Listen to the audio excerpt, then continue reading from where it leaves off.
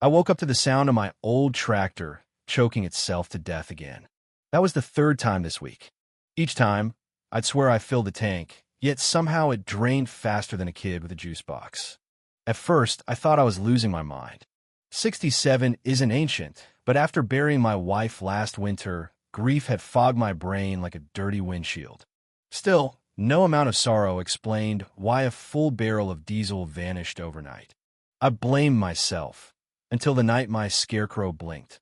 Yeah, blinked. And what that hidden camera captured didn't just confirm my suspicions. It flipped my whole world upside down. It started small, so small I ignored it. I'd head out to mow the east field only to find the tractor bone dry. I even accused my nephew Cody, who visits sometimes to help out, though he's more Snapchat than Haystack. He swore he didn't touch the fuel and even offered to buy me a padlock. That got me wondering if I was turning into one of those old men who yell at clouds. But then a pattern formed. It wasn't just the diesel. Tools were slightly moved, hoses kinked the wrong way. Little signs that someone had been around when I wasn't looking. Still, no footprints, no tire marks, no broken locks. That was until it rained. Sweet muddy justice. I stepped out the next morning and found a lone tire track, thin as a cartwheel, running from the main road straight to the side of my shed. I recognized it instantly. I may be getting up there, but I never forget a vehicle, especially not one as ridiculous as Betsy Garrison's hot pink HOA golf cart with neon flags and a hand-painted neighborhood safety patrol sign zip-tied to the roof. She patrolled like she was commanding a battalion, waving her clipboard at squirrels and glaring at joggers like they were casing the place. The kind of woman who calls the police when your rooster crows too loudly. Betsy lived in the development just past my backlit. The HOA claimed jurisdiction over the gravel access road that used to be part of my farm before some fancy developer sliced it off years ago. Ever since, the HOA's been trying to stretch their rules like a cheap sweater. And Betsy? She was their self-declared queen, president, secretary, enforcer, and moral compass, all rolled into one. A week after I noticed the tire track, she showed up while I was mending the pasture fence. No hello, just scribbling notes like she could sniff out a violation with her nose. We've had complaints about unsecured flammable storage, she said, eyes narrowed at my red fuel barrel. The same one that had been there since '98, bolted and locked.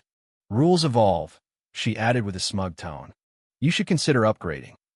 That night, her tone and timing stuck with me.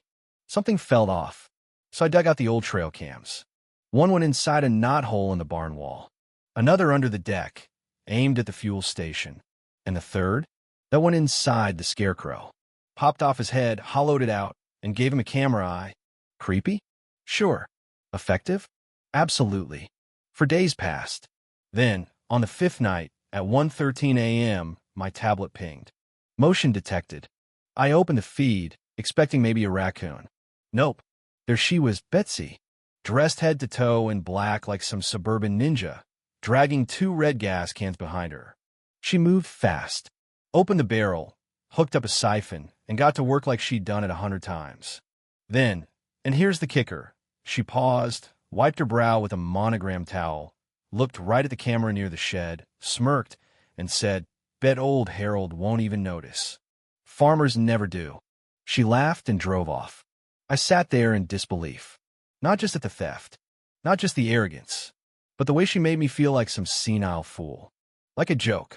I knew right then this wasn't about fuel anymore. It was about respect. Revenge. Next morning, I played it cool. Sipped my coffee, waved when she passed by in her golf cart. But I was already working on phase 2. That night, I adjusted all 3 trail cams, making sure angles were sharp. I didn't sleep. Sat in the dark with the feed up. Midnight passed. 1 a.m. Then at 2:13, movement. Betsy again, creeping down the gravel path like she expected laser beams. She wore a hoodie with Neighborhood Watch printed on the back. She brought 3 cans this time, lantern clipped to her belt. She siphoned again, humming to herself.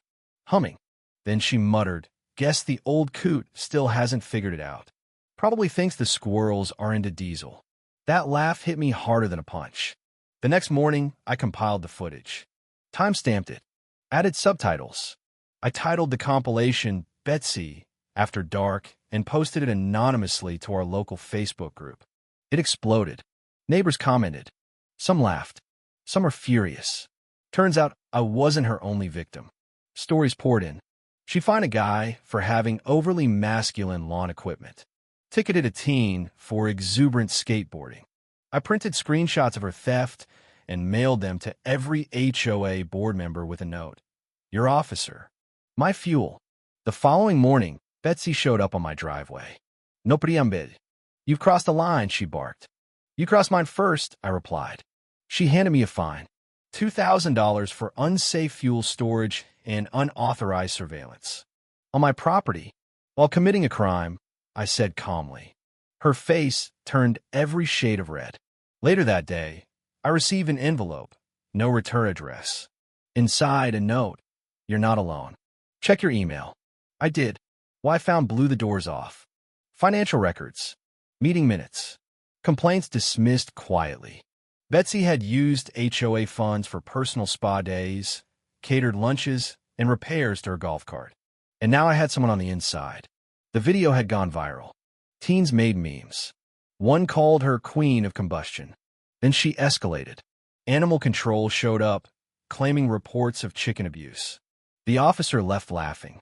That night, I set up a decoy, a gas can filled with dyed water, crickets, glitter, and a little chicken guts. A GPS tracker taped inside. She took the bait. Next morning, I had the location. I sent the HOA a full video package, including a report from my anonymous friend outlining her misuse of funds. That afternoon, a neighbor texted, "You might want to swing by the HOA office. It's spicy." I arrived to see the board watching the footage. Betsy, red-faced, claimed entrapment. "That's not editing," said Helen, a retired judge. "That's data." They voted unanimously. Betsy was out, but I wasn't done. That decoy can? It activated the moment she tried to use it. The next morning, her golf cart came screaming down the path, blue dye and feathers flying, glitter raining like confetti. She jumped out, yelling that I tried to poison her. "Karen," I said, we all started calling her that by then. "You might want to stop shouting before you inhale more crickets." She called the sheriff, filed a complaint, even sued me. In court, the judge dismissed her claim and encouraged me to counter. I did. She owed me $1,800 by the end. I threw a barbecue that weekend. Half the town came. They brought food, told stories. Turns out everyone had a Betsy story. As the fire died down and folks drifted home, I walked out past the scarecrow, tipped my hat, and looked out over my land. It was quiet, peaceful. Betsy moved a few towns over. Rumor is she tried to ban wind chimes in her new HOA. Some people never learn. But around here, folks still chuckle when someone mentions diesel. And me? I keep a spare camera in the barn, just in case the fox decides to try the henhouse again.